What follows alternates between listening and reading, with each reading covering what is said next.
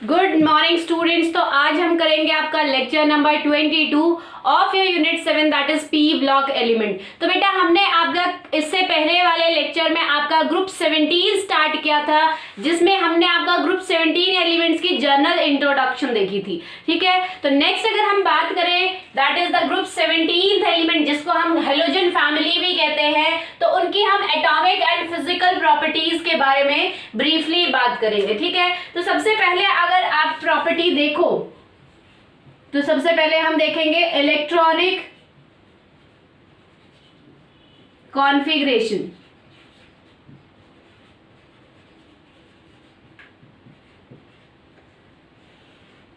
Electronic configuration, तो बेटा अगर इलेक्ट्रॉनिक कॉन्फ़िगरेशन की बात करें तो इस ग्रुप की या इस फैमिली की जर्नल इलेक्ट्रॉनिक कॉन्फ़िगरेशन GEC क्या है? That is NS2NP5। ठीक है, यानी कि ग्रुप 16 एलिमेंट से एक यहाँ इलेक्ट्रॉन एक्स्ट्रा है। ग्रुप 16 में आपका क्या था? NP4 था, यहाँ पे आपका क्या होगा?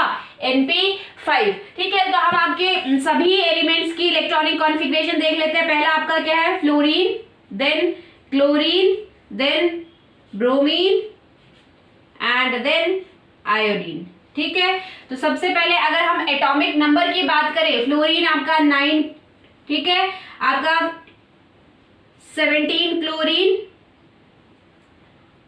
53 आपका ब्रोमीन एंड आपका 85 जो है वो आपका यहाँ पे आयोडीन। ठीक है बेटा, तो अगर हम इलेक्ट्रॉनिक कॉन्फ़िगरेशन यहाँ देखते हैं कि किसकी क्या है, तो सबसे पहले हम आपको पता है फ्लोरीन से पहले हम नोबल गैस कॉन्फ़िगरेशन के रिस्पेक्ट में लिखते हैं। ठीक है, तो फ्लोरीन से पहले आपकी कौन सी नोबल गैस आती है? हीलियम, देन क्लोरीन से पहले neon, then argon and then krypton. ठीक है, तो अगर हमें इसकी इलेक्ट्रॉनिक कॉन्फ़िगरेशन लिखे तो 2s2 2p5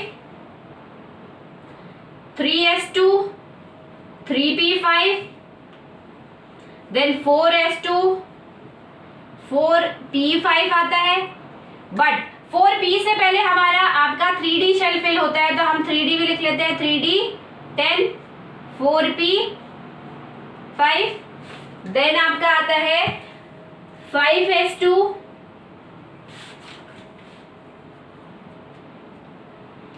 देन आपका 5s2 के बाद 4f14 then 4d10 then 5p5। ठीक है बेटा, तो ये आपकी जर्नल इलेक्ट्रॉनिक कॉन्फ़िगरेशन होगी, ये आपकी जर्नल इलेक्ट्रॉनिक कॉन्फ़िगरेशन है इस फैमिली की। नेक्स्ट सभी हमने एलिमेंट्स की या सभी इस हेलोजन फैमिली के मेंबर्स की हमने इलेक्ट्रॉनिक कॉन्फ़िगरेशन देख ली है। तो यहाँ पे अगर बात करें तो ये मैंने देखो नोबल गैस लिखा है, इसका मतलब ये नहीं है कि इन एलिमेंट्स में ये नोबल गैस प्रेजेंट होती है, नहीं। ये जो है यहाँ नोबल गैस लिखने का मतलब ये है कि ये नोबल गैस इलेक्ट्रॉनिक कॉन्फ़िगरेशन है। ये जो इतनी जो कॉन्फ़िगरेशन जो इस एलिमेंट की होगी वो नोबल गैस हीलियम की इलेक्ट्रॉनिक कॉन्फ़िगरेशन जैसी एग्जैक्टली होगी, इसीलिए हमने उसकी जगह हीलियम लिख दिया है। ठीक है बेटा, तो ये हो गई आपकी इलेक्ट्रॉनिक कॉन्फ़िगरेशन। नेक्स्ट अगर हम आपकी सेकेंड प्रॉपर्टी की बात करते हैं that is your atomic and ionic radius. Atomic and ionic radius की अगर बात करें तो जैसे आप ग्रुप 16 एंड 15 में पढ़ते आ रहे हो, सेम ट्रेंड यहाँ पे भी रहेगा। एटॉमिक रेडियस किस पे डिपेंड करता है? डिपेंड्स ऑन, या हम कहें आपका एटॉमिक रेडियस, हमने क्या कहा था आपका जर्नल ट्रेंड अगर हम देखें, डिपेंड बाद में लिखती हूँ, पहले हम देखें on going down.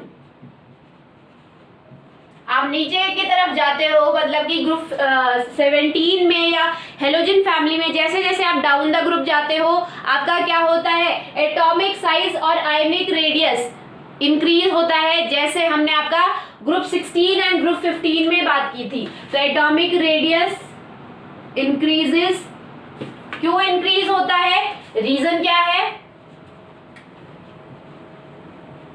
First, due to increase in number of shells,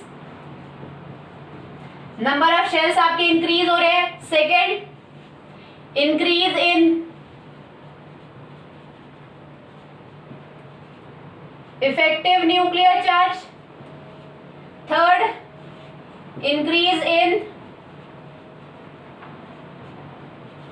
shielding effect.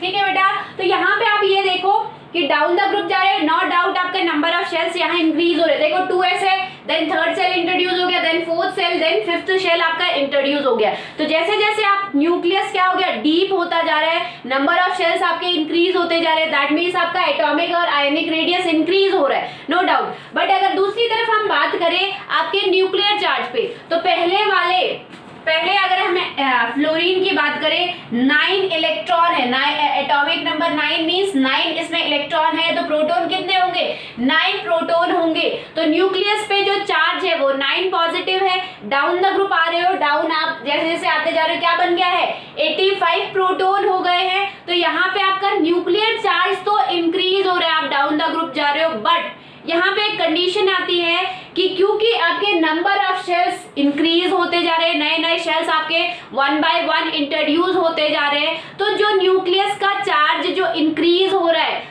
वो न्यूक्लियस का जो चार्ज है, या हम कहे जो न्यूक्लियस की पावर है, वो क्या हो गई है, शील्ड हो गई है, due to increase in shielding effect. Number of shells increase होने के कारण न्यूक्लियस आपका डेप्थ में हो गया है, तो न्यूक्लियस आपका नो डाउट नीचे की तरफ जा रहे हो, न्यूक्लियस पे पॉजिटिव चार्ज इंक्रीज हो रहा है, बट उसकी जो पावर है, पावर उसके पास है, बट वो पावर जो है इफेक्टिव नहीं रही, क्योंकि क्या हो गया, शेल्स आ गए हैं आपके, वैलेंस शेल और न्यूक्लियस के बीच में बहुत सारे शेल्स आ गए हैं, तो न्यूक्लियस अपना पावर को यूज करके वैलेंस शेल इलेक्ट्रॉन को अट्रैक्ट नहीं कर पा रहा है, इसीलिए आपका क्या हो रहा है, नीचे की तरफ अगर आप जाते हो न्यूक्लियर चार्ज इंक्रीज होता है, बट यहाँ पे आपका क्या है, शील्डिंग इफेक्ट इंक्रीज होने के कारण आपका न्यूक्लियर चार्ज इफेक्टिव नहीं रह पाता, इसीलिए हम यहाँ पे इफेक्टिव न्यूक्लियर चार्ज को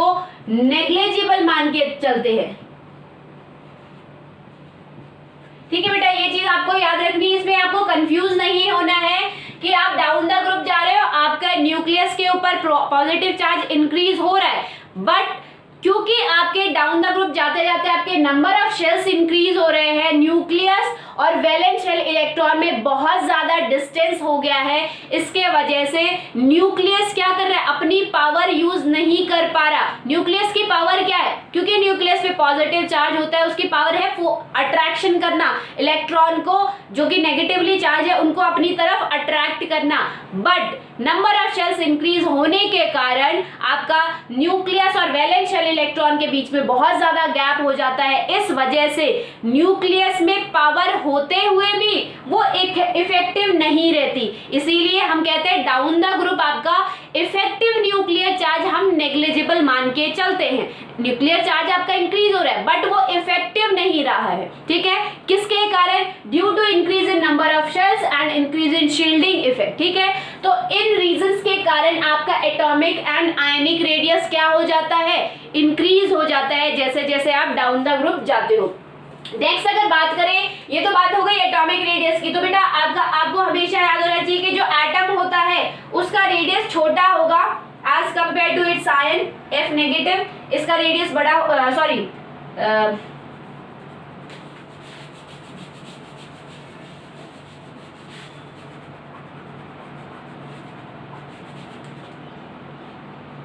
फ्लोरीन, देन आपका फ्लोरीन नेगेटिव आयन है, ठीक है। नेक्स्ट अगर हम बात करें तो इसका रेडियस, मतलब आयंस का रेडियस, एटम के आयंस का रेडियस बड़ा होगा, ऐसे ही क्लोरीन के एटम आयन का रेडियस बड़ा होगा, ऐसे ही bromine atom compare to its ion, bromine ion का बड़ा होगा। क्यों, इसके पीछे रीजन क्या है, अब यहाँ पे देखो, आपका मान लो ये न्यूक्लियस है, this is your nucleus, positive sign लिख देती हूँ मैं इसमें, ये आपका न्यूक्लियस है, ये आपका फर्स्ट शेल है जिसमें आपके 2 इलेक्ट्रॉन है, देन आपका सेकेंड शेल आएगा जिसमें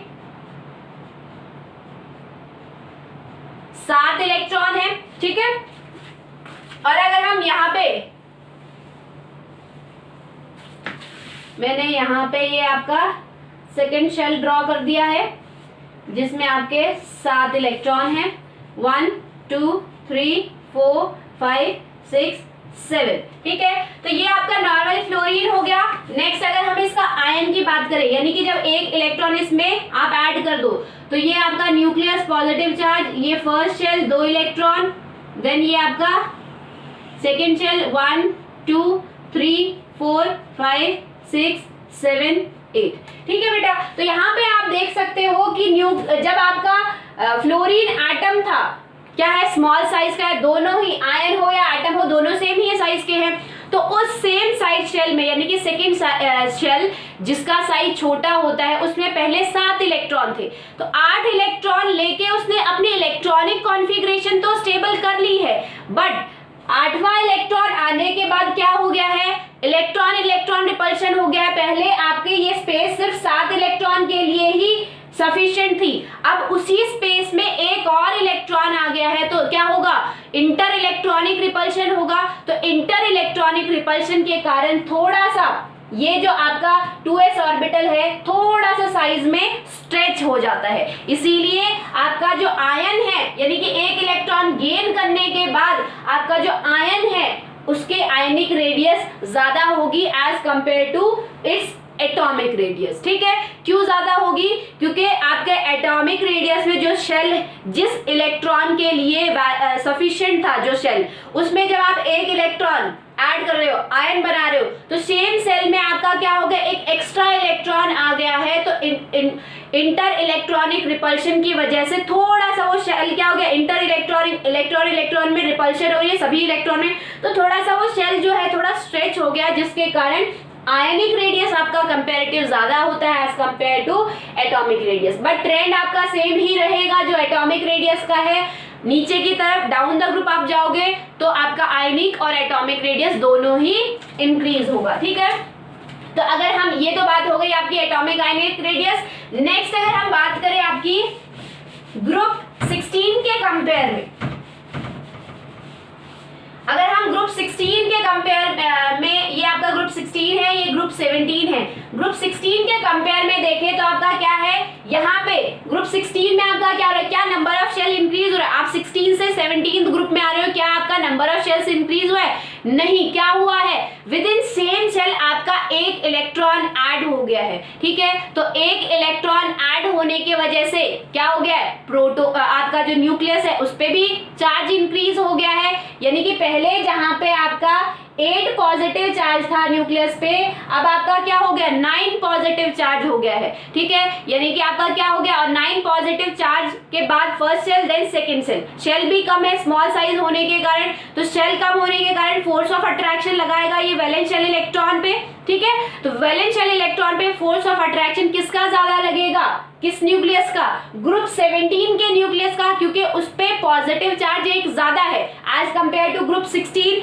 इसीलिए जब ज्यादा उस पे फोर्स ऑफ अट्रैक्शन लगेगा न्यूक्लियस के वैलेंस शेल इलेक्ट्रॉन पे, या हम कहीं एटम का जो न्यूक्लियस है जिसके ऊपर एक पॉजिटिव चार्ज एक्स्ट्रा है, तो वो एक 1 फोर्स ऑफ अट्रैक्शन ज्यादा लगाएगा वैलेंस शेल इलेक्ट्रॉन को खींचने के लिए, इसीलिए इसका साइज थोड़ा सा हल्का सा छोटा होगा एज कंपेयर टू दिस। यानी कि जब आप लेफ्ट टू राइट मूव करते हो, वैसे भी आपको पता है एटॉमिक रेडियस जो है आपका डिक्रीज होता है, क्यों डिक्रीज होता है, due to introduction of electron within the same shell में इलेक्ट्रॉन इंट्रोड्यूस होने के कारण आपका न्यूक्लियस पे चार्ज इंक्रीज हो गया है, तो न्यूक्लियस पे चार्ज इंक्रीज होगा तो वो फोर्स ऑफ अट्रैक्शन ज्यादा लगाएगा, ज्यादा लगाने से साइज थोड़ा सा क्या हो जाएगा, थोड़ा सा आपका कंप्रेस होके थोड़ा उसका एटॉमिक रेडियस डिक्रीज हो जाएगा, ठीक है। तो इतनी चीज याद रखनी है कि ग्रुप 16 के कंपेयर में इसका एटॉमिक रेडियस जो है इन एलिमेंट्स का वो कम होता है, और atomic radius down the group अगर आप जाते हो तो आपका एटॉमिक और आयनिक रेडियस दोनों ही इंक्रीज होता है। और अगर एटॉमिक और आयनिक रेडियस में कंपेयर करें तो आयनिक रेडियस थोड़ा सा ज्यादा होता है as compare to atomic radius, ठीक है। तो ये तो बात हो गई आपकी 2 प्रॉपर्टीज की। नेक्स्ट अगर हम आपकी थर्ड प्रॉपर्टी की बात करें तो देखो,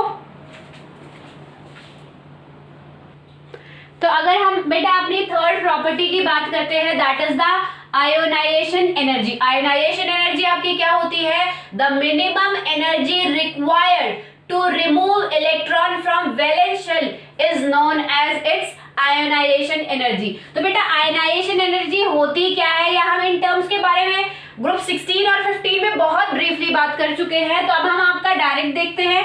आयोनाइजेशन एंथैल्पी, या हम कहें कि आयोनाइजेशन एनर्जी जो है वो इनवर्सली प्रोपोर्शनल होती है एटॉमिक रेडियस के, यानी कि जितना ज्यादा एटॉमिक रेडियस, या हम इसको उल्टा भी लिख सकते हैं कि एटॉमिक रेडियस और आयोनाइजेशन एंथैल्पी में इनवर्स रिलेशन होता है कि जितना ज्यादा एटॉमिक रेडियस, जितना बड़ा एटम, उतनी ही आपको कम एनर्जी प्रोवाइड करनी पड़ेगी वैलेंस शेल इलेक्ट्रॉन को रिमूव करने के लिए, ठीक है। और जितना आपका छोटा एटम, उतनी ही आपको ज्यादा एनर्जी प्रोवाइड करनी पड़ेगी, ज्यादा एनर्जी देके तब उस इलेक्ट्रॉन को आपको खींचना पड़ेगा, ठीक है। ऐसा क्यों है? क्योंकि बेटा जब आपका एटम का साइज छोटा होता है तो आपका क्या होगा, न्यूक्लियस का फोर्स ऑफ अट्रैक्शन, मतलब न्यूक्लियस के बिल्कुल पास होता है। जब आपका एटम का साइज छोटा होता है तो gap between nucleus and valence shell electron भी कम होता है। गैप कम होने के कारण न्यूक्लियस अपना force of attraction in valence shell electron पे लगाएगा, और फोर्स ऑफ अट्रैक्शन ज्यादा होने के कारण वो टाइटली बाउंड होते हैं न्यूक्लियस के साथ। इसीलिए अगर इस ऑर्बिटल में टाइटली बाउंड वैलेंस शेल में से अगर आपको इलेक्ट्रॉन रिमूव करना है तो आपको ज्यादा एनर्जी लगा के रिमूव करना पड़ेगा, ठीक है। मतलब कोई टाइटली बाउंड है और अगर आप उसे खींचना चाहते हो तो आप ज्यादा एनर्जी लगा के उसको खींचोगे, ठीक है। तो जितना कम साइज, जितना छोटा एटॉमिक रेडियस, उतनी ही ज्यादा आपको आयोनाइजेशन एनर्जी देनी पड़ेगी टू रिमूव इलेक्ट्रॉन। और जितना बड़ा साइज होगा, न्यूक्लियस आपका डेप्थ में होगा, तो क्या होगा, न्यूक्लियस अपनी फोर्स ऑफ अट्रैक्शन इतनी ज्यादा वैलेंस शेल इलेक्ट्रॉन पे नहीं लगा पा रहा होगा, जिससे जो आपके वैलेंस शेल इलेक्ट्रॉन है टाइटली बाउंड नहीं होंगे न्यूक्लियस के साथ, तो आप थोड़ी सी एनर्जी देके आसानी से इलेक्ट्रॉन रिमूव कर सकते हो। तो अगर यहाँ पे हम ट्रेंड देखें तो सबसे ज्यादा आयोनाइजेशन एनर्जी किसकी होगी, फ्लोरीन की, देन क्लोरीन की, देन आपकी ब्रोमीन की, और सबसे कम, यानी कि सबसे कम एनर्जी देके आप इलेक्ट्रॉन किस में से निकाल सकते हो, आयोडीन में से, ठीक है बेटा। तो ये आपका आयोनाइजेशन एनर्जी का ट्रेंड है। नेक्स्ट अगर बात करें हम आपकी इलेक्ट्रॉन गेन एंथैल्पी की, इलेक्ट्रॉन गेन एंथैल्पी,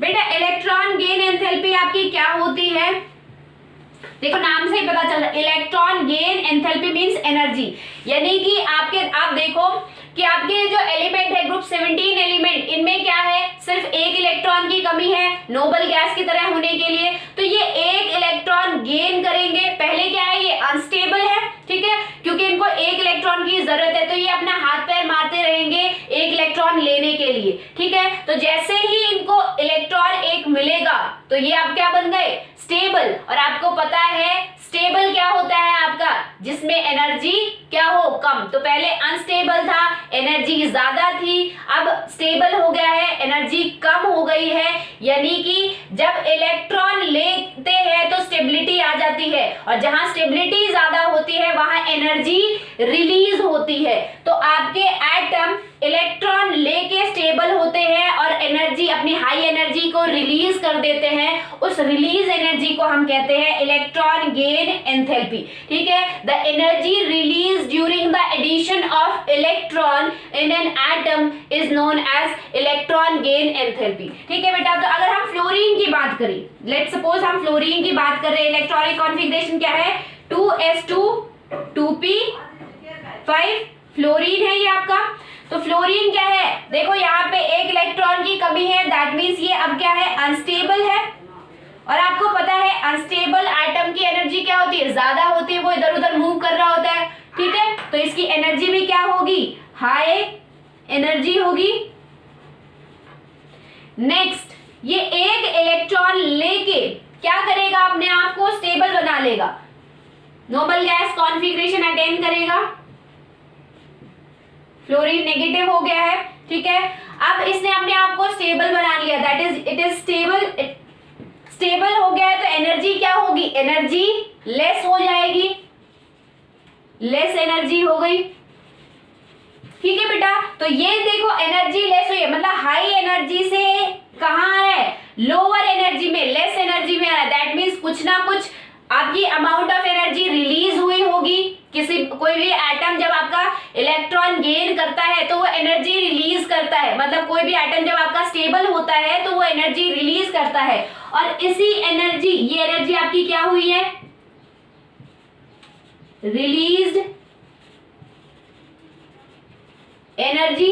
ठीक है, दैट मीन्स ये प्रोसेस आपका क्या है, एक्सोथर्मिक प्रोसेस है, बाहर एनर्जी निकाल रहे हैं। ठीक है, और आपको पता है एक्सोथर्मिक प्रोसेस के लिए डेल्टा एच क्या होता है, नेगेटिव होता है। That means delta H E G E, electron gain enthalpy भी आपकी नेगेटिव होगी। ठीक है, आप एनर्जी का लॉस करें, मतलब फ्लोरीन ने अपनी एनर्जी जो उसमें ओरिजिनली थी, इलेक्ट्रॉन गेन करके स्टेबल बनके अपनी एनर्जी का लॉस किया है। Loss of electron is, loss of energy is always represent as negative energy, मतलब उसने अपने अंदर से निकाल दी, माइनस कर दी है, इसीलिए डेल्टा एच की वैल्यू नेगेटिव होगी। एंड डेल्टा ई जी सी, यानी कि हम कह सकते हैं इलेक्ट्रॉन गेन एंथैल्पी की वैल्यू क्या होगी, नेगेटिव होगी। जहां आपका एक्सोथर्मिक प्रोसेस होता है, यानी कि आपका जहां एनर्जी बाहर निकलती है वहां इलेक्ट्रॉन गेन एंथैल्पी की वैल्यू क्या होती है, नेगेटिव होती है। ठीक है, इतनी बात समझ में आ गई। तो इलेक्ट्रॉन गेन एंथैल्पी आपकी ग्रुप 17 एलिमेंट की क्या होगी, नेगेटिव होगी। अब अगर हम बात करें आपके इलेक्ट्रॉन गेन एंथैल्पी की ट्रेंड की, कि किसकी कितनी इलेक्ट्रॉन गेन एंथैल्पी होनी चाहिए, तो बेटा आपका देखो क्या है, डाउन द ग्रुप अगर आप जाते हो, as we move down the group, as we move down, electron gain enthalpy, जैसे हमने आपका पहले ऑक्सीजन और सल्फर के केस में पढ़ा था, सेम आपका वही है, सेम कॉन्सेप्ट है। Electron gain enthalpy becomes less negative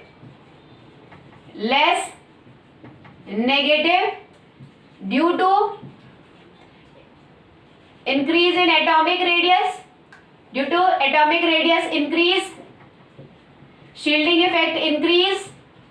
ठीक है बेटा, अब अगर इस बात को समझे कि इलेक्ट्रॉन गेन एंथैल्पी आपकी क्या है, नेगेटिव तो है, ये तो आपको समझ में आ गया कि जब आपका इलेक्ट्रॉन गेन करके जो एनर्जी लूज की जाए उस एनर्जी को हम इलेक्ट्रॉन गेन एंथैल्पी कहते हैं, और उसकी वैल्यू हमेशा नेगेटिव होती है। ठीक है, एक्सोथर्मिक प्रोसेस के लिए हमेशा ही आपकी वैल्यू नेगेटिव होती है। ठीक है, तो अगर उसकी बात करें, ट्रेंड देखिए, डाउन द ग्रुप जा रहे हो, आपका क्या है, साइज इंक्रीज हो रहा है, क्यों इंक्रीज हो रहा है, नंबर ऑफ शेल्स इंक्रीज हो रहे हैं। ठीक है, तो आपका क्या है, अगर हम बात करें सबसे पहले वाले एलिमेंट की, इलेक्ट्रोनेगेटिविटी हाई है, इलेक्ट्रोनेगेटिविटी हाई होने के कारण, इलेक्ट्रोनेगेटिविटी हाई है, हाई इलेक्ट्रोनेगेटिविटी होने के कारण ये जो आपका न्यूक्लियस है और ये जो आपके वैलेंस शेल इलेक्ट्रॉन है, इलेक्ट्रोनेगेटिव स्मॉल साइज होने के कारण, ऊपर वाले एलिमेंट्स की बात कर रही हूँ। ठीक है, तो जैसे स्मॉल साइज है, एटॉमिक रेडियस क्या है, लेस है, तो इलेक्ट्रोनेगेटिविटी हाई है, that means nucleus outer most electron को ज्यादा फोर्स से अपनी तरफ अट्रैक्ट कर रहा होगा। ठीक है, तो जैसे ही इसके कांटेक्ट में दूसरा कोई एटम या दूसरा कोई इलेक्ट्रॉन आता है तो ये उसको भी उतने ही फोर्स से अपने साथ बाउंड करेगा, और बाउंड जितने फोर्स से करेगा, जितना ज्यादा टाइटली बाउंड करेगा उतनी ही ज्यादा ये एनर्जी निकालेगा, यानी कि उतनी ही आपकी इलेक्ट्रॉन गेन एंथैल्पी की वैल्यू क्या होगी, ज्यादा होगी, मोर नेगेटिव होगी। ठीक है, ये तो हमें समझ में आ गया कि नेगेटिव होती है, तो जब आपकी जितना ज्यादा फोर्स से उस इलेक्ट्रॉन को खींचा जा रहा होगा उतनी ही ज्यादा इलेक्ट्रॉन गेन एंथैल्पी बाहर रिलीज की जा रही होगी, और उतनी ही ज्यादा वो उसकी नेगेटिव वैल्यू होगी। ठीक है, नेक्स्ट अगर बात करें, अगर आप डाउन द ग्रुप जाते हो, साइज आपका इंक्रीज हो रहा है, ये आपका न्यूक्लियस है, क्यों इंक्रीज हो रहा है, क्योंकि आपके नंबर ऑफ शेल्स इंक्रीज हो रहे हैं, तो ये आपका वैलेंस शेल इलेक्ट्रॉन है, ये आपका न्यूक्लियस है। न्यूक्लियस और वैलेंस शेल इलेक्ट्रॉन में दोनों में बहुत ज्यादा गैप आ गया है, न्यूक्लियस डेप्थ में आ गया, अंदर छुपा बैठा है, क्यों? क्योंकि नंबर ऑफ शेल्स आपके इंक्रीज हो गए हैं। नंबर ऑफ शेल्स इंक्रीज होने के कारण न्यूक्लियस अपना force of attraction in electron पे इतना ज्यादा नहीं लगा पा रहा। तो बेटा जब ये अपने ही वैलेंस शेल इलेक्ट्रॉन को इतना टाइटली नहीं खींच पा रहा, तो आने वाले इलेक्ट्रॉन को कैसे खींचेगा? ठीक है, इसीलिए क्या होगा, ये मतलब इलेक्ट्रॉन तो नो डाउट ये लेगा ही, क्योंकि इसे क्या करना है, नोबल गैस कॉन्फ़िगरेशन अटेन करनी है, तो इलेक्ट्रॉन तो लेगा, बट ये इतना टाइटली, इतना अच्छे से उसको नहीं खींच पाएगा। इसीलिए जब आपका ज्यादा अच्छे से नहीं खींच पा रहा या उस आने वाले इलेक्ट्रॉन को टाइटली बाउंड नहीं कर पा रहा, एनर्जी भी उतनी ही कम खींचेगा, तो कम एनर्जी रिलीज करेगा, कम एनर्जी रिलीज करेगा तो इलेक्ट्रॉन गेन एंथैल्पी की वैल्यू लेस नेगेटिव होगी। ठीक है, तो यही चीज है, एज वी मूव डाउन, जितना ज्यादा आप डाउन जाते हो, इलेक्ट्रॉन गेन एंथैल्पी की वैल्यू जो है लेस नेगेटिव होती जाती है due to increase in atomic radius and shielding effect. ठीक है, अगर हम बात करें इसके ट्रेंड की, तो सबसे ज्यादा इलेक्ट्रॉन गेन एंथैल्पी होती है क्लोरीन की, देन आपकी होती है, देन उसके बाद फ्लोरीन की, देन आपकी ब्रोमीन की, एंड लास्ट में आपकी आयोडीन की। ठीक है, ये आपका ट्रेंड होता है। तो अगर इस ट्रेंड को देखें तो बेटा यहाँ तक तो ठीक है, मतलब क्लोरीन के बाद ब्रोमीन आना चाहिए था, ब्रोमीन के बाद आयोडीन, क्योंकि हम क्या है आपका ये है ऐसे fluorine, chlorine, bromine and iodine. Down the group जा रहे हो, आपका एटॉमिक रेडियस इंक्रीज होता जा रहा है, यानी कि आपका क्या एटॉमिक रेडियस इंक्रीज होने के कारण nucleus less force of attraction लगा पा रहा है आने वाले इलेक्ट्रॉन के लिए, तो लेस एनर्जी रिलीज होगी, इसीलिए इलेक्ट्रॉन गेन एंथैल्पी की वैल्यू लेस नेगेटिव होगी। बट यहाँ पे थोड़ी सी लोचा हो गया, वो क्या कि फ्लोरीन की सबसे ज्यादा होनी चाहिए थी इलेक्ट्रॉन गेन एंथैल्पी, सबसे ज्यादा नेगेटिव वैल्यू होनी चाहिए थी, किसके लिए, फ्लोरीन के लिए, बट फ्लोरीन से ज्यादा क्लोरीन की आ गई है। ये ट्रेंड तो सेम है, ब्रोमीन, आयोडीन साइज बड़ा है तो इनकी इलेक्ट्रॉन गेन एंथैल्पी भी कम होगी। ठीक है, बट यहाँ पे फ्लोरीन बीच में आ गया, फ्लोरीन को सबसे पहले आना चाहिए था, तो ऐसा क्यों है? सेम आपका वही कंसेप्ट है जो हमने सल्फर और ऑक्सीजन में पढ़ा था, कि अगर हम फ्लोरीन की बात करें तो फ्लोरीन, मान लो आपका ये फ्लोरीन है, ये फ्लोरीन का न्यूक्लियस, ये फर्स्ट शेल, ये सेकेंड शेल, 2 इलेक्ट्रॉन, 1 2 3 4 5 6 7 इलेक्ट्रॉन। और अगर हम क्लोरीन की बात करें तो क्लोरीन में क्या है, ये nucleus, first shell, second shell,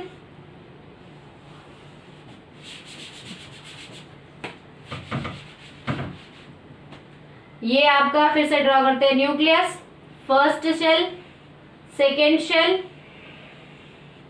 ठीक है, फ्लोरीन है ये, 2 electron,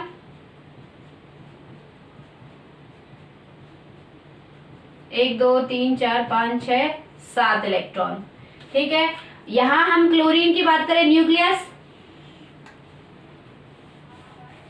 first shell, second shell, third shell. ठीक है, तो यहां पे अगर हम क्लोरीन की बात करें तो देखो 2 इलेक्ट्रॉन इसमें, 2 3 4 5 6 7 8 इसमें सेकेंड शेल में, और यहाँ पे 1 2 3 4 5 6 7 इसमें। ठीक है, तो यहाँ पे आउटर वैलेंस शेल आपका क्या है, सेकेंड शेल है, यहाँ पे वैलेंस शेल आपका क्या है, थर्ड शेल है। तो यहाँ पे अगर आप इलेक्ट्रॉन डालते हो, मतलब इलेक्ट्रॉन देते हो, तो क्या होगा, इलेक्ट्रॉन यहाँ आ जाएगा, ये इलेक्ट्रॉन आ गया है, तो यहाँ पे इलेक्ट्रॉन लेने के कारण क्या हो रहा है, सेकेंड शेल का साइज बेटा छोटा होता है, स्मॉल साइज होने के कारण आपने 1 इलेक्ट्रॉन उसमें ऐड कर दिया, पहले से 7 के लिए सफिशिएंट स्पेस थी, 7 आपके प्रेजेंट थे आराम से इलेक्ट्रॉन, बट जैसे ही 1 इलेक्ट्रॉन आ गया, अब क्या होगा, इलेक्ट्रॉन ज्यादा हो गए हैं, इलेक्ट्रॉन ज्यादा हो गए हैं छोटे से शेल में ही, तो क्या होगा, आपका इंटर इलेक्ट्रॉनिक रिपल्शन होगी, इंटर इलेक्ट्रॉनिक रिपल्शन होगी। लेकिन अगर हम यहाँ पे बात करें, क्योंकि यहाँ पे वैलेंस शेल आपका क्या है, थर्ड शेल है, थर्ड शेल का साइज बड़ा होता है कंपैरेटिव टू सेकंड शेल, तो इसमें जब आपने इलेक्ट्रॉन ऐड किया तो वो इजीली आराम से आ गया है। ठीक है, कोई इंटर इलेक्ट्रॉनिक वजह से आपका क्या हो गया है, ये यहाँ कोई ऐसा नहीं, ये आपका स्टेबल हो गया है। बट यहाँ पे अब आपको पता है कि जहां इंटर इलेक्ट्रॉनिक रिपल्शन, जहां इलेक्ट्रॉन इलेक्ट्रॉन के बीच में रिपल्शन हो रही हो, क्या वो ज्यादा स्टेबल होगा? नहीं होगा, यानी कि ये क्या होगा, लेस स्टेबल होगा। अब जो एटम आपका लेस स्टेबल होता है वो एनर्जी भी लेस ही इवॉल्व आउट करता है, मतलब उसकी इलेक्ट्रॉन, वो अपने अंदर से इलेक्ट्रॉन गेन करने के बाद वो लेस स्टेबल है। लेस स्टेबल होने के कारण एनर्जी भी वो कम ही बाहर निकाल रहा है, कम ही रिलीज कर रहा है, ठीक है, as compare to more stable atom. तो यहाँ पे एनर्जी आपकी कम रिलीज होगी इस केस में, क्योंकि स्टेबल बन गया है, no inter electronic repulsion due to the large size of third shell. तो आपका क्या होगा, यहाँ पे आपकी क्योंकि स्टेबल हो गया फुल, तो एनर्जी भी यहाँ पे ये ज्यादा रिलीज करेगा। दैट मीन्स आपका क्या हो गया, यहाँ पे electron gain enthalpy more negative होगी इस केस में। बट यहाँ पे due to inter electronic repulsion आपका एटम लेस स्टेबल होगा, और जो लेस स्टेबल होता है वो कम एनर्जी रिलीज करता है। That means electron gain enthalpy की वैल्यू लेस नेगेटिव होगी फ्लोरीन की एज कंपेयर टू क्लोरीन। तो मोस्ट नेगेटिव क्या होगा, most negative electron gain enthalpy किसकी होगी, क्लोरीन की, और लीस्ट नेगेटिव किसकी होगी, आयोडीन की। ठीक है बेटा, तो ये चीज आपको याद रखनी है, मोस्ट नेगेटिव क्लोरीन की, क्योंकि क्लोरीन एक स्टेबल स्ट्रक्चर बना रहा है इलेक्ट्रॉन गेन करने के बाद, तो ज्यादा एनर्जी रिलीज कर रहा है, इलेक्ट्रॉन ले रहा है आराम से, स्टेबल बन गया, कोई इंटर इलेक्ट्रॉनिक रिपल्शन नहीं, तो ज्यादा एनर्जी रिलीज कर रहा है। फ्लोरीन क्या है, इलेक्ट्रॉन तो ले लिया उसने भी, बट क्या हो गया, इंटर इलेक्ट्रॉनिक रिपल्शन होने के कारण इसका जो एटम है या वैलेंस शेल इलेक्ट्रॉन है लेस स्टेबल बन गया है। लेस स्टेबल तो लेस एनर्जी इवॉल्व करेगा, ठीक है। और ब्रोमीन एंड आयोडीन की अगर बात करें तो वही है, साइज बड़ा है, साइज बड़ा होने की वजह से न्यूक्लियस इतना ज्यादा फोर्स ऑफ अट्रैक्शन से आने वाले इलेक्ट्रॉन को नहीं खींच पा रहा है, जिसके वजह से कम एनर्जी से, जब वो कम फोर्स ऑफ अट्रैक्शन से इलेक्ट्रॉन को खींच रहा है, दैट मीन्स एनर्जी भी कम ही रिलीज करेगा, ठीक है। तो डाउन द ग्रुप जब हम जाते हैं तो आपकी इलेक्ट्रॉन गेन एंथैल्पी जो है लेस नेगेटिव होती जाती है, ठीक है बेटा। अब अगर हम आपकी नेक्स्ट प्रॉपर्टी की बात करें तो देखो, तो नेक्स्ट अगर हम आपकी प्रॉपर्टी की बात करते हैं दैट इज इलेक्ट्रोनेगेटिविटी। तो बेटा जैसे जैसे आप डाउन द ग्रुप जाते हो, या हम कहें आपकी इलेक्ट्रोनेगेटिविटी डिपेंड किस पे करती है, depends on atomic radius and shielding effect पे आपके डिपेंड करती है। तो जैसे जैसे आप डाउन द ग्रुप जा रहे हो, एटॉमिक रेडियस आपका क्या हो रहा है, down the group on moving down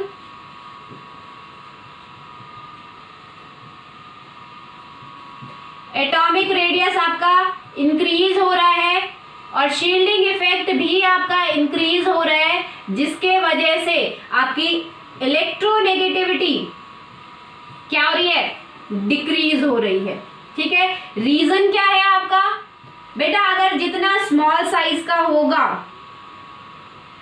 यानी कि वैलेंस शेल ये न्यूक्लियस है, जितना ज्यादा आपका स्मॉल साइज का एटम होगा, यानी कि न्यूक्लियस जो है उतना ही फोर्स ऑफ अट्रैक्शन लगा पा रहा होगा वैलेंस शेल इलेक्ट्रॉन पे। स्मॉल साइज का इलेक्ट्रॉन, आपका स्मॉल साइज एटम है, तो वो क्या करेगा, उसका जो न्यूक्लियस होगा वो उस न्यूक्लियस और वैलेंस शेल इलेक्ट्रॉन में एक गैप कम होगा। गैप कम होने की वजह से न्यूक्लियस अपनी फुल पावर लगा के वैलेंस शेल इलेक्ट्रॉन को अपनी तरफ खींच रहा होगा, ठीक है। तो आने वाले इलेक्ट्रॉन जब वो अपने वैलेंस शेल इलेक्ट्रॉन को टाइटली खींच सकता है, टाइटली बाउंड कर सकता है, दैट मीन्स आने वाले इलेक्ट्रॉन को भी अपनी तरफ खींचेगा, ठीक है। इसीलिए स्मॉल साइज एटम की इलेक्ट्रोनेगेटिविटी हमेशा ही आपकी ज्यादा होती है। बट अगर हम बात करें बड़े साइज की, तो ये न्यूक्लियस है, साइज बड़ा हो रहा है, तो यहाँ पे आपका क्या हो गया है, न्यूक्लियस जो है आपका बिल्कुल डेप्थ में चला गया है। तो डेप्थ में जाने के बाद और वैलेंस शेल इलेक्ट्रॉन बिल्कुल आउटर में हो गया है, due to introduction of new shell, नए shell, number of shells increase होने के कारण जो न्यूक्लियस और वैलेंस शेल इलेक्ट्रॉन में फोर्स ऑफ अट्रैक्शन कम हो गई है, यानी कि न्यूक्लियस डेप्थ में होगा, छुप के बैठ गया, उसकी पावर कम हो गई है, ठीक है। तो वो अपनी पावर यूज करके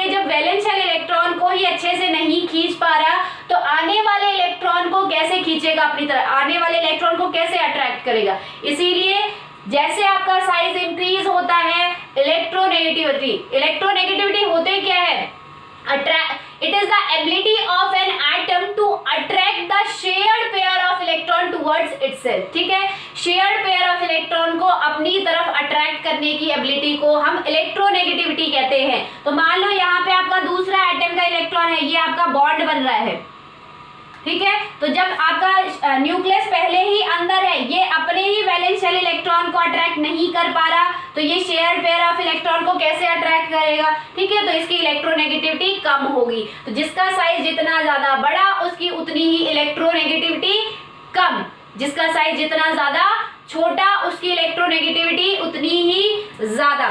ठीक है बेटा, तो ये तो बात हो गई इलेक्ट्रोनेगेटिविटी की। नेक्स्ट अगर प्रॉपर्टी की बात करते हैं तो that is the atomicity.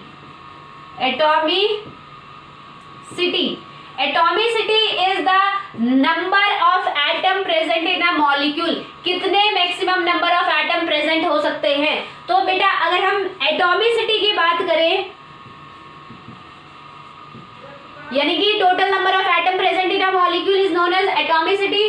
Group 17 element की एटॉमिसिटी आपकी 2 होती है। ये डाई एटॉमिक नेचर के होते हैं, ठीक है बेटा। डाई एटॉमिक नेचर के होने से क्या होगा, ये कैसे एग्जिस्ट करेंगे, F2 Cl2 Br2 I2 के फॉर्म में एग्जिस्ट करेंगे। ठीक है, कैसे एग्जिस्ट करेंगे, देखो ये आपका फ्लोरीन है, ये nucleus, first shell, second shell, कितने इलेक्ट्रॉन, फर्स्ट शेल में 2 इलेक्ट्रॉन, सेकेंड में 1 2 3 4 5 6 और 7 electron. Next fluorine, nucleus, first shell,